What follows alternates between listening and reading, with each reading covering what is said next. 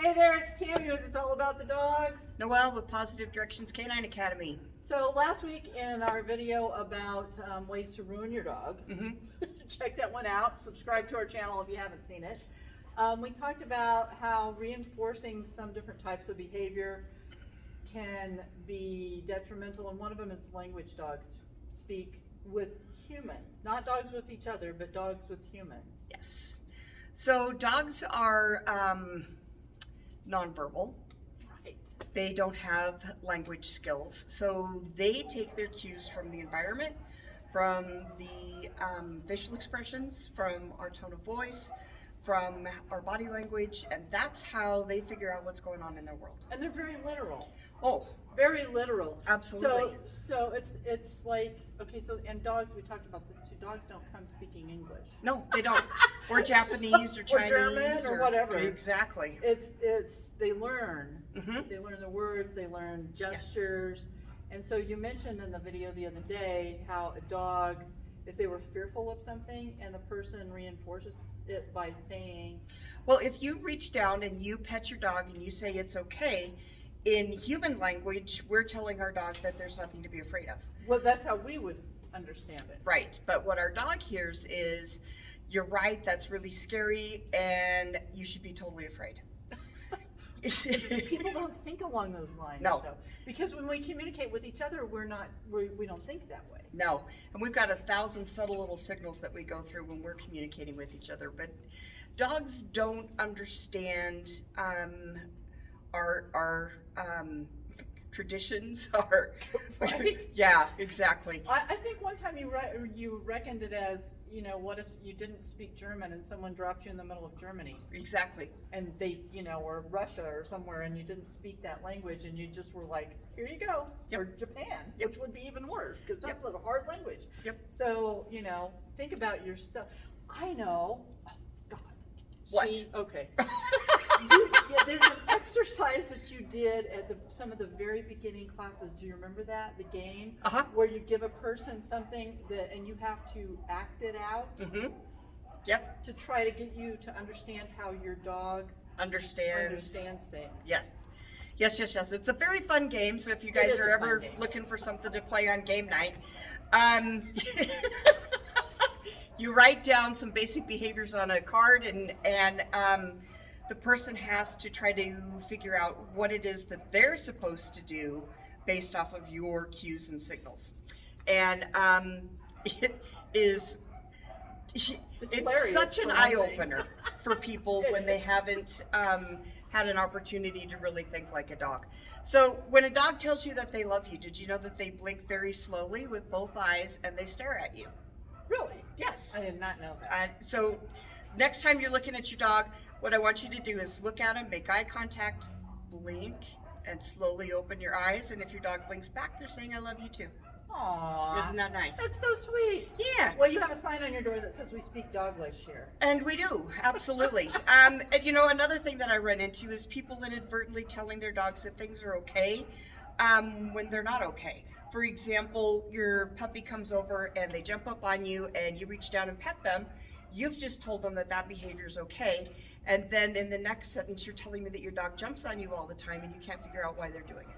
Because you just reinforced that behavior. Yes. Even though you didn't mean to reinforce that behavior, you just did. Yep. So petting, talking, noticing, encouraging, laughing can all be encouraging to a dog. So if your dog's doing something naughty and you actually laugh at them, I know some clowns out there that will continue to do that behavior over and over and over again because you laughed at them. Yep. So best thing that I can tell you is when you're trying to think like a dog, think very, very literal. Use the left side of your brain, not your creative side of your brain, or maybe, I'm not sure which one's which, but put yourself in their spot. Yeah. Well, and you know, one of the hardest things for me to do, and especially with this one, is to wait for her to get it. Yes. You know, yes. It goes along with that game we were just talking about. If you want them to perform a behavior of some specific sort, and you know that you've kind of you're trying to teach them something, like for instance, to give you a paw or to shake, and to just sit there until they offer it. Yes. Sometimes can feel like freaking forever. It can. It really can. There's a new game that that we've been playing where you're not allowed to say a word to your dog, but you have to teach them a behavior. And it's very eye-opening for owners to have to try to think of that. You can't say a word, but you're going to teach your dog how to sit. Right. Yeah. So what that does is it forces you to be more exuberant with your hand signals. It teaches you to be very deliberate in everything that you do, right. And it will help your dog actually understand what it is that you want. The old way of saying sit and then showing your dog what that meant is kind of going out of style as far as dog training. Really? Now. Yeah. Interesting. So now it's be quiet, teach the dog the behavior. Once the dog's got the behavior down, then you add a word to it. Well, and you know, they're so smart that they will get that. Mm-hmm. Yep. It just might take you some patience. It's a lesson in patience for the human being. Yes. To let their dog figure it out. Once they do figure it out, they've got it like right, that. Right. And you know, helping your dog learn by setting up parameters. For example, we teach long distance stays by attaching a dog to a door. And we let the dog make all the mistakes that they want to make, but they're attached to a door. So we've set up the parameters so that the dog can't get away from us and can't cause problems. And then we wait for them to figure out each step of the process. And it goes so fast. Usually it takes a dog 3 repetitions before they've got it figured out. And you can tell your dog to sit, stay, and go 20 feet away from them, and they sit there. Isn't that amazing? Yeah, yeah. So when you're talking to your dog, remember and keep in mind that they don't speak the language you speak. No. So whatever language you are that you're watching this video, your dog speaks dog. Right. And it's completely different and very literal, not what we think as humans. Right. They don't speak in sentences and they don't think in complex behaviors. So if you're trying, I think that a lot of our conversations must sound like the Peanuts teacher. I'm sure they do.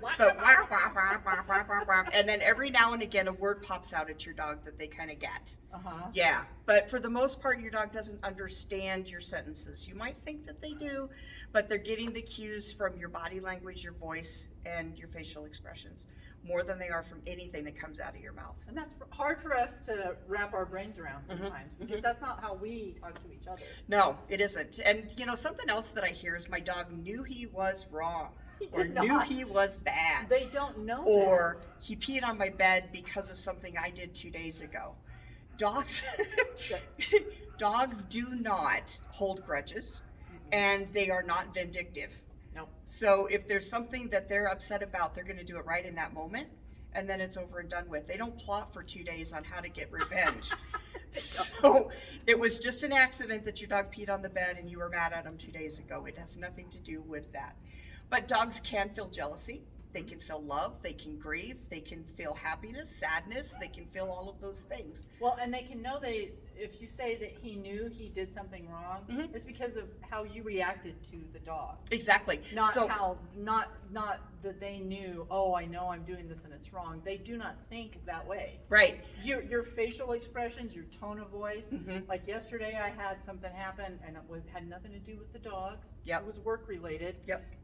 I was having massive technical difficulties, and the minute I start allowing bad things to come flying out of my mouth that I should probably not be saying, they all go. Well, Mom is mad. We don't know why. And absolutely. I wasn't mad at them. Absolutely. But they have that. They feed on that. Yeah. My neighbor's dog just ate their second couch. Oh no. Yeah. And it's like, well, she knew she did wrong. Well, she didn't. She knew that you were upset, and she knew that you were angry because of how you were acting, your tone of voice, all the energy that's coming out of you. And so when they walk in the room, they go, oh, she's upset. Yeah. That may look like guilt, but it's not guilt. It's just a way of them going, I think maybe I should just back out unnoticed. Because they have no idea what.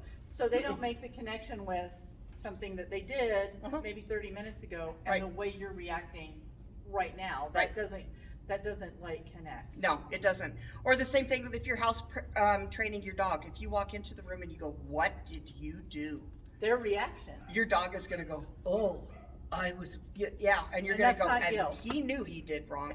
Well, no, he didn't. He just knew that tone of voice means that you're upset about something. About something, but they don't know what it They was. don't have a clue that it's because there's a landmine in the middle of the floor. Yeah. So keep all of these things in mind when you're training your dog, and if you need help, please contact a trainer in your area or call Noelle. Yep, happy to help. Go on her website, sign up for a class if you're here in Grand Junction, and she can help you out with some of these things. Yes, I would love to help you out with some of these things. Awesome. So like us, subscribe, share with your friends. Thank you for checking us out. Thank you for checking us out. We are awesome. Everybody should know that. We really appreciate it. Thank you guys so much. Have a great day.